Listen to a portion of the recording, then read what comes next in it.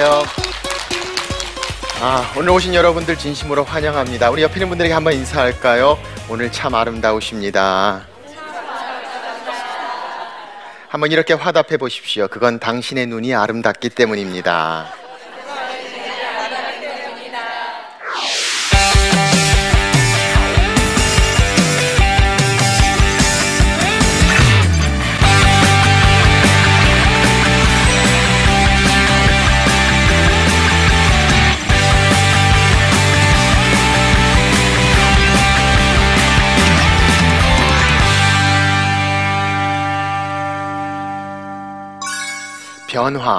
변화에 대한 이야기를 하면서 오늘 우리 마음에 가장 생각나는 것들이 있다면 과연 어떤 변화를 가져와야 할 것인가? 우리 자신의 변화를 이야기하기보다 변화를 만드는 사람들의 이야기를 통해서 오늘 하나님이 우리에게 주시는 말씀들을 함께 나누는 시간들이 되었으면 좋겠습니다. 패러다임이란 단어가 저는 생각이 납니다. 이 패러다임이란 단어를 정의하면 마치 한 단계 가운데 있는 그 가운데 운동하는 운동의 경영 방법을 바로 패러다임이다 라고 이야기합니다. 다시 말하면 시간에 딱 제한된 환경 가운데 그 안에서 이루어지는 경기의 운영 방법이 패러다임이라고 한다면 그 패러다임의 변화를 패러다임 시프트라는 단어를 통해서 패러다임이 변화되면 경기에 운영하는 방법이 바뀌어지게 되고 모든 것들이 다 바뀌어지게 되는 것들을 우리는 경험하게 됩니다. 실제로 패러다임 시프트는 우리 삶 가운데 많이 지금도 경험하고 있습니다. 저는 지금도 기억나는 것이 제가 케냐 선교사로 갈 때 제일 중요하게 여겼던 것이 바로 카메라였습니다. 폴라로이드 기억나세요? 이렇게 딱 해서 착 찍으면 쫙 하고 사진이 바로 나오는 이 폴라로이드 사진기. 이 폴라로이드 사진기야말로 정말 제게 필요한 것이라고 아주 귀하게, 그리고 필름이 아주 비쌌어요. 잘 장만해가지고 갔었습니다. 그래서 잘 썼어요. 3년 동안의 사역을 통해서 폴라로이드 사진을 잘 사용하고 드디어 돌아오는 날, 돌아올 때 보니까 사진 필름이 아직도 많이 남아 있어서 이거 다시 돌아가서 사용해야 되겠다고 잘 챙겨가지고 돌아왔습니다. 그런데 그때 제가 깨달았습니다. 3년 뒤에 그만 카메라의 패러다임 시프트가 일어나 버리고 만 거예요. 그게 뭐냐면 바로 우리가 이야기하는 디지털 카메라, 디카가 나오기 시작한 겁니다. 그래서 디카가 나오다 보니까 이제는 더 이상 폴라로이드가 존재할 필요를 느끼지 않아요. 왜냐하면 디카에서 찍고 바로 거기서 어떻게 찍혔는가를 보게 되고 안 좋으면 지워버리고 원하는 것은 인상할 수 있는 이 디지털 카메라가 나온 순간부터 바로 어떻게 찍혔는가를 바로 보게 하는 폴라로이드가 별 의미가 없어지는 것이죠. 이런 변화 가운데 우리가 있음에도 불구하고 아직도 사진 찍을 때 보면 여전히 이 패러다임 시프트에서 혼동하고 왔다 갔다 하는 경우를 저는 참 많이 봅니다. 사진을 찍다 보면 재밌는 것 중에 하나가 어떤 분들은 꼭 사진을 2방씩 찍어요. 그렇죠? 한 번 찍은 다음에 한 장 더. 근데 전에 가만히 생각해 보면 한 장 더 찍었던 때가 있었어요. 왜냐하면 잘못 나오면 어떡하나. 그래서 항상 찍고 난 다음에 한 장 더, 한 번 더, 2번씩 찍었던 기억을 우리는 하고 있습니다. 그런데 이제 디지털 카메라가 나와서 한 번 찍은 게 제대로 나왔나 안 나왔나를 한 번에 바로 볼 수 있게 되는 거죠. 그럼에도 불구하고 우리는 여전히 디카로 사진을 찍어 놓고도 한 번 더 찍으라고 이렇게 이야기할 때가 얼마나 많은지 몰라요. 그런데 다시 이렇게 좀 포즈를 좀 바꿔가지고 찍으면 모르겠는데 포즈도 하나도 안 바꾸고 그대로 있는 상황에서 한 장 더 찍는 것은 사실 별 의미가 없지만 우리의 패러다임 시프트, 이제는 옛날에 찍었던 패러다임이 여전히 우리 가운데 존재하고 있기 때문이죠. 자, 이 패러다임 시프트, 이 변화가 우리 가운데 얼마나 많이 있는지 몰라요. 요즘 흔히 SNS라는 것이 얼마나 많은 사람들에게 큰 변화를 가져왔는지 모릅니다. 페이스북을 저도 하고 있는데 제가 요새 깜짝 놀라는 것이 10년 전에 케냐에서 제가 교회를 개척할 때 함께 했던 교회 성도들이 저한테 친구 요청을 해오는 거예요. 10년 전에 아프리카 케냐에 있던 친구들이 어떻게 저를 찾아가지고 친구하자고 요청해 오는 것을 보는 순간에 얼마나 놀라는지 몰라요. 세상이 이렇게 좁아졌고 하나가 됐구나. 이제는 정말 신문지상에서 나온 것보다 오히려 SNS에서 나온 인포메이션이 더 빨리 더 먼저 등장해버리는 그런 모습을 바라보면서 얼마나 많은 패러다임 시프트, 변화가 우리 가운데 있는가라는 생각을 해보게 됩니다. 그래서 우리 삶 가운데도 이런 변화가 다 존재하고 있어요. 이 변화를 보면서 가장 중요한 것이 뭘까? 이 변화를 가져오는 사람들, 이 변화를 가져오는 사람들을 우리는 리더다라고 이야기합니다. 그래서 오늘 여러분들과 함께 나누고 싶은 가장 중요한 것은 이 변화의 리더십, 리더가 어떻게 변화를 가져오는가. 리더라고 이야기한다면 무엇인가 그 삶 가운데 어떠한 변화를 가져와야 되는 리더십의 모습을 생각해 볼 수 있습니다.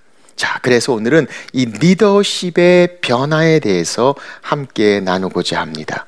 마크 트웨인이라는 소설가는 아주 재밌는 말을 썼어요. 영어로 이렇게 얘기했습니다. The only person who wants a change is a wet baby. 다시 말하면 이 세상에서 바꾸기를 원하는 유일한 사람은 기저귀를 찬 아기다. 이런 표현을 썼어요. 다시 말하면 아무도 다 변화를 싫어한다는 거죠.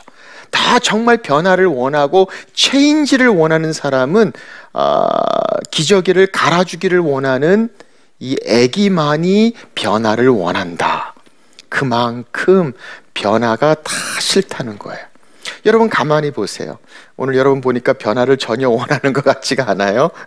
항상 보면 어떤 분들은 늘 앉는 자리에만 앉아요. 교회에 가도 늘 그 자리에, 그래서 그 자리에 누가 앉으면 굉장히 기분 나쁘죠. 내 자리인데 누가 앉았어. 가는 길도 늘 가는 길로. 그래서 우리는 변화에 대해서 무척 힘들어할 때가 많아요. 그럼에도 불구하고 우리 삶 가운데 변화는 여전히 존재하고 있는 부분이라는 것을 우리는 기억할 수 있습니다. 그래서 사실 리더가 변화함에도 불구하고 제일 힘들어하는 이유가 뭘까? 변화를 가져오기 위해서는 무엇인가 에너지가 들어가야 돼요. 수고와 노력이 들어가야 돼. 근데 그 변화가 너무 힘든 거예요. 그래서 제일 큰 리더의 딜레마 중에 하나는 뭐냐면 이 변화를 가져와야 할 것인가. 분명히 리더는 보아요. 이렇게 변화되어야 될 텐데 하는 것들이 보여짐에도 불구하고 정말 어떻게 변화를 가져올 수 있을까?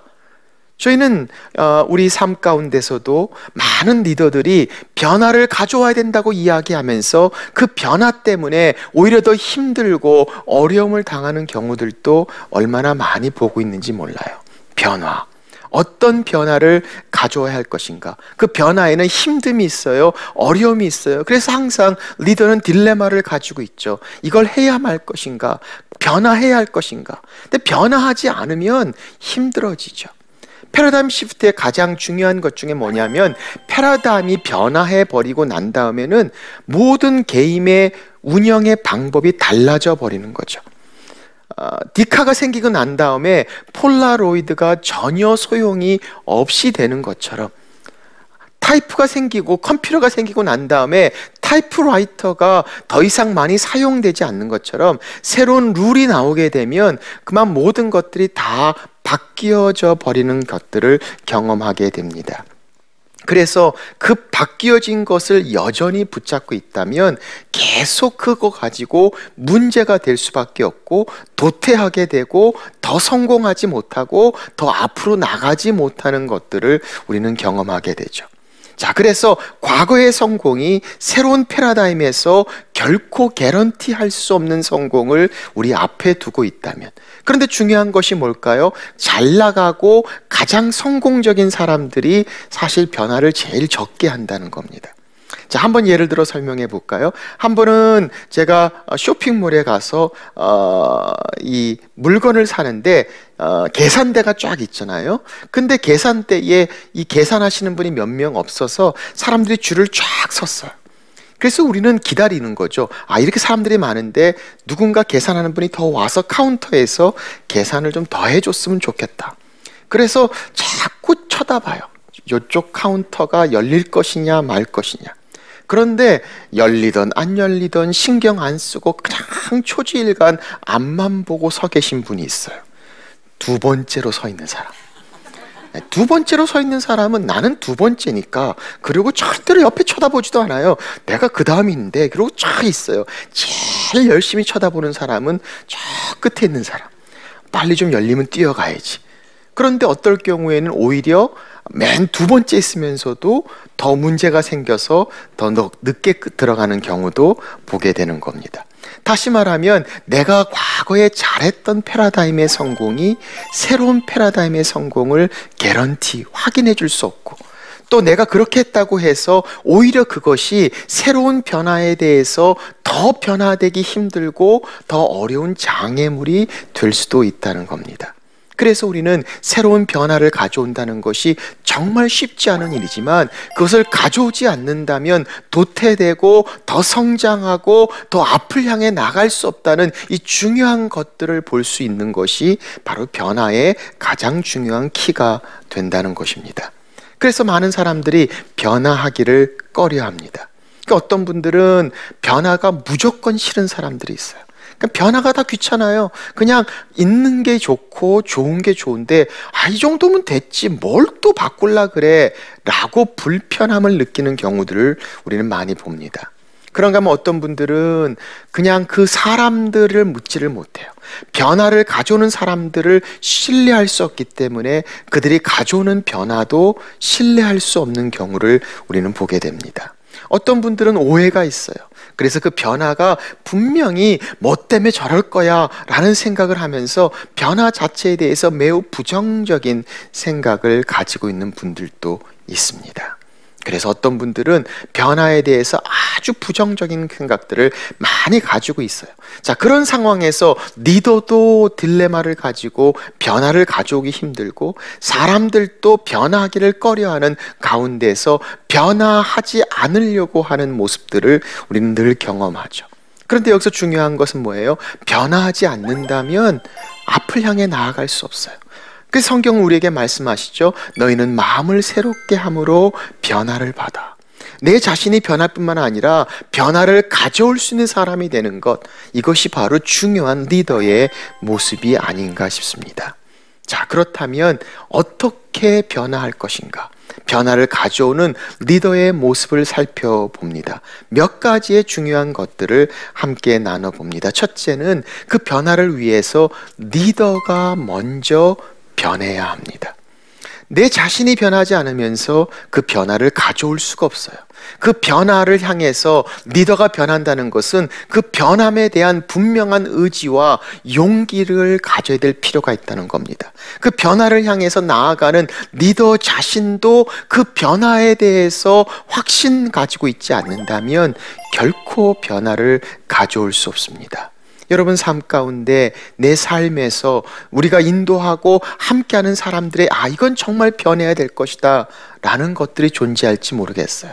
그 변화에 대한 것들, 힘들고 어려운 가운데서도 정말 그것은 변해야 된다 라는 분명한 생각을 가지지 않는다면 우리는 이 변화의 리더로 앞을 향해서 나아갈 수가 없다는 겁니다. 리더가 먼저 변해야 합니다. 두 번째 중요한 것은 무엇을 변해야 하는 것을 알아야 합니다. 때로는 많은 경우에 변함에 대해서 중요하게 이야기하면서도 정말 무엇이 변해야 되는가를 알지 못할 때가 참 많습니다. 무엇이 바뀌어져야 할 것인가? 그것에 대한 충분한 이해가 있어야 합니다. 왜 바뀌어져야 할 것인가에 대한 분명한 이해가 있어야 합니다. 그래서 리더 자신이 먼저 변화에 대한 준비가 이루어지고, 그리고 내가 바꿔야 할 것들에 대한 변화에 대한 무엇인가에 대한 이해가 얼마나 중요한지 모릅니다. 무엇을 바꿔야 할 것인가? 여러분 삶 가운데 리더로서 영향력을 끼치는 리더가 내가 바꿔야 할 것들이 무엇인가 하는 점들을 한번 생각해 보십시오. 어떤 변화를 향해 내가 나아가야 할 것인가? 자, 그래서 무엇을 변화하느냐가 중요합니다. 세 번째는 언제 변화하느냐가 중요합니다. 언제 변화할 것인가? 어떤 경우는 우리는 생각합니다. 무엇을 변화하는 것에 대한 충분한 이해를 내가 가지고 있기 때문에 언제든지 변화할 수 있다라고 생각할 때가 많습니다. 그런데 아무리 옳은 것을 변화하더라도 바른 시간에 변화하지 못한다면 오히려 그것이 더 힘들고 어렵게 되는 경우들을 참 많이 보게 됩니다. 그래서 무엇을 변화하는 것과 똑같이 중요한 것이 있다면 when to change, 언제 바뀌어야 할 것인가를 잘 아는 것이 중요합니다. 거기에는 지혜가 필요합니다. 무엇을 변화해야 되는 것이 하나님이 주신 말씀에 대한 이해가 필요하다면 언제 변화해야 하는 것에 대해서는 하나님의 타이밍, 하나님이 주신 지혜가 필요합니다. 그래서 정말 적절할 때에 언제 변화를 가져와야 할 것인가. 수년 전에 제가 한국에서 그때 한창 많은 음식들이 있었습니다. 근데 그 중에 그 베트남 국수 포 있지 않습니까? 지금 얼마나 많이 사람들이 좋아하는지 몰라요. 수년 전에 그게 굉장히 들어왔는데 사람들이 다 안 좋아했어요. 그런데 수년이 지나고 난 다음에 지금은 얼마나 많은 사람들이 그 음식을 좋아하는지 몰라요. 그래서 제가 가만히 생각해 봤어요. 좋은 음식, 똑같은 음식인데 왜 그렇게 달라졌을까? 타이밍, 시간이 차이가 있어요. 무엇을 변화하는 것도 참 중요하지만 언제 변화를 가져올 것인가? 그 적절한 시기에 그 시간에 가져오는 것이 얼마나 중요한 지혜를 가져오는 것인가. 아무리 좋은 변화도 잘못된 시간에 가져올 때 아주 큰 실패가 될 수 있는 것들을 우리는 보게 됩니다. 자, 리더가 변화하고 그리고 무엇을 변화할 것인가, 그리고 언제 그 변화를 가져올 것인가. 자, 마지막 네 번째 중요한 것이 있다면 그 변화를 준비해야 합니다. 우리는 때로는 많은 경우에 준비하지 않을 때가 많아요. 변화를 내가 생각하기 때문에 그냥 선포해 버릴 때가 많습니다. 그러다 보니까 소통되지 않아요. 연결되지 않아요. 준비되지 않는 변화는 사람들을 당황케 합니다. 서프라이즈, 놀래게 하는 변화는 항상 변화에 대해서 반발을 가져올 수밖에 없습니다.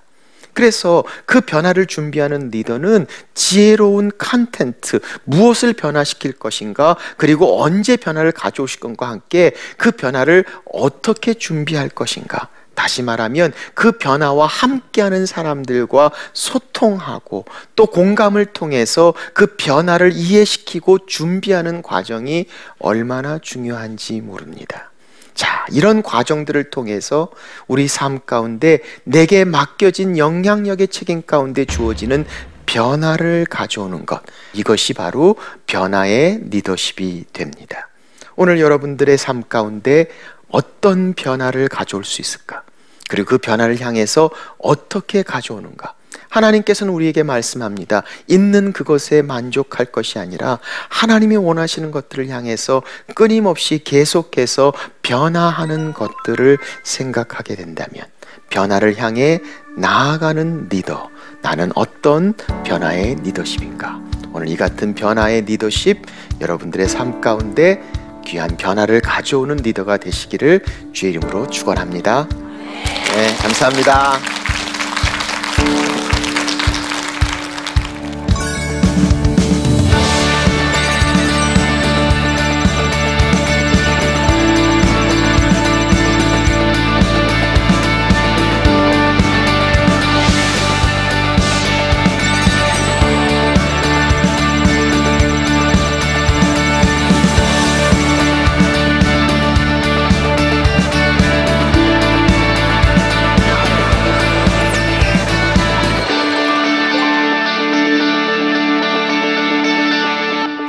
예, 오늘 강의를 잘 들으셨는데 너무 잘 들으신 것 같아요. 자, 오늘 이 강의 가운데 특별히 궁금한 부분 질문을 받았습니다. 변화의 리더십에 대한 강의 잘 들었습니다.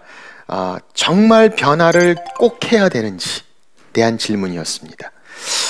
사실 어떤 경우에는 변화를 정말 해야 하는가 하는 질문을 가지고 고민할 때가 많이 있죠.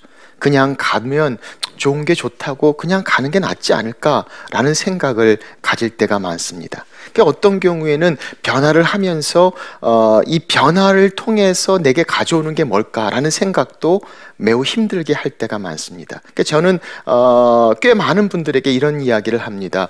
변화에 대한 갈증이 심하면 그 변화를 가져오기 위해서 먼저 애쓰고 노력하는 것이 필요하다고 생각합니다. 그런데 어떤 경우에는 내가 리더가 아니기 때문에 변화를 가져오지 않는 리더를 보면서 내가 변화해야 되는 거에 대한 불편함을 가지고 있다면 저는 그때 더 큰 문제가 많이 생기는 것 같아요. 리더십 강의를 하다 보면 꽤 많은 사람들이 정말 리더가 변화를 원하지 않는데 밑에 있는 우리는 리더의 그 변화가 필요하다고 보는데 그걸 어떻게 해야 하느냐 하는 질문을 가질 때가 참 많이 있는 것 같습니다. 저는 그때마다 그렇게 질문합니다. 내가 할 수 있는 변화를 향해서 최선을 다하십시오. 내 주변에서 내 영향력 안에서 내가 할 수 있는 변화가 무엇인가, 그 변화를 향해서 내가 최선을 다하고 그 변화를 위해서 수고하고 애씀이 저는 중요하다고 생각합니다. 그러나 내가 리더가 아니기 때문에 내가 그 이상 할 수 없는 변화가 우리 앞에 놓여일 수도 있다고 생각합니다. 그러나 그 변화가 안 되어도 내가 품을 수 있다면 저는 그 자리에 계속 있을 수 있다고 생각합니다. 그러나 그렇지 않고 내가 그 변화에 대한 갈증이 너무 강하고 변화해야 된다고 생각함에도 불구하고 실제로 변화되지 않는 상황이라면 때로는 내가 그 자리를 떠나는 것도 저는 중요한 지혜의 한 방법이 아닐까 싶습니다. 여기서 중요한 것은 무조건 도피가 아니라 내가 할 수 있는 변화, 그리고 내가 가져올 수 있는 변화를 향해서 최선을 다했는가, 그리고 그 이상 내가 할 수 없는 부분까지 갔을 때, 그리고 그 이상의 변화를 더 이상 참지 못하고 견디기 힘들 때는 저는 하나님께서 인도하시는 또 다른 일들로 움직이시는 일들도 충분히 가능하지 않나라고 생각되어집니다. 미국의 자동차 하면 생각나는 한 사람이 있습니다. 헨리 포드라는 사람이죠. 많은 사람들이 미국의 자동차 회사는 잘 몰라도 포드라는 회사가 유명한 건 알고 있습니다. 근데 사실 미국의 가장 큰 자동차 회사는 포드사가 아니라 제너럴 모터스, GM이라는 회사죠. 근데 과거에는 포드가 가장 강력했고 가장 유명하고 또 가장 힘있는 자동차 회사였던 것입니다. 왜냐하면 그 헨리 포드라는 사람이 만든 자동차 때문이죠. 포드는 아주 철두철미한 사람이었습니다. 훌륭한 리더였습니다. 그래서 그가 만든 차가 소위 말하는 그 유명한 모델 T라는 자동차입니다. 아주 튼튼하게 생긴 그 자동차는 얼마나 효력이 좋고 값도 쌌는지 모릅니다. 그래서 수백만 대를 미국 시민들에게 판매를 하면서 이 포드는 유명한 말을 했죠. 온 국민들에게 다 한 가정에 이 모델 T 자동차 한 대를 다 운전할 수 있는 비전을 가지고 그는 뛰었던 사람입니다. 얼마나 많은 일들을 이루어놨는지 회사는 급격하게 성장했고 아주 좋은 결과를 가져왔습니다. 그런데 한 가지 문제가 있었습니다. 그는 그 자기가 만든 모델 T 자동차에 대한 너무나 큰 자부심을 가지고 있었습니다. 그래서 그는 이렇게 얘기했습니다. 이 모델 T 자동차는 꼭 검은색이어야만 한다. 그래서 다른 색깔은 어울리지 않는다. 이 모델 T 정도는 블랙 컬러, 이 검은색만 돼야 된다라고 그는 고집했습니다. 처음에는 사람들은 검은색 모델 T를 많이 샀지만 시간이 갈수록 새로운 변화들이 오게 됐죠. 사람들은 새로운 색상들을 원했습니다마는 뛰어난 포드는 검은색만이 이 위대한 자기가 만든 자동차 모델 T에 맞는다라고 고집하기 시작했고, 제너럴 모터스 다른 회사들은 다른 색상의 차들을 만들어내기 시작했고, 그래서 결국 포드사는 가장 훌륭한 자동차를 만들었지만 다른 회사들보다 더 뒤지는 결과를 가져오게 되었습니다. 저는 그 사건을 보면서 생각해 봅니다. 훌륭한 비전의 사람이었습니다. 많은 영향력을 끼치고 좋은 자동차를 만들었던 사람입니다. 그런데 그가 가졌던 것, 변화에 대해서 미숙했던 리더입니다. 정말 변화가 무엇인가, 그 변화를 가져올 수 있는 겸손함, 그리고 변화를 향해서 배워가고자 하는 마음, 그리고 변화를 가져오는 리더야말로 진정한 리더가 될 수 있기 때문입니다. 따르는 사람들은 변화를 생각하지 못할 때가 많습니다. 따르는 사람들은 미래에 대한 생각을 하지 않을 때가 많습니다. 리더가 변화를 생각하지 않는다면, 리더가 미래를 생각하지 않는다면 우리의 공동체에서 누가 미래를, 누가 변화를 생각할 것인가? 변화를 가져오는 리더, 우리의 공동체를 살릴 수 있는, 그리고 우리 공동체를 세우는 하나님의 리더십입니다. 변화의 리더십, 그 역사의 주인공들이 되시는 여러분들이 되시기를 주의 이름으로 축원합니다. 감사합니다.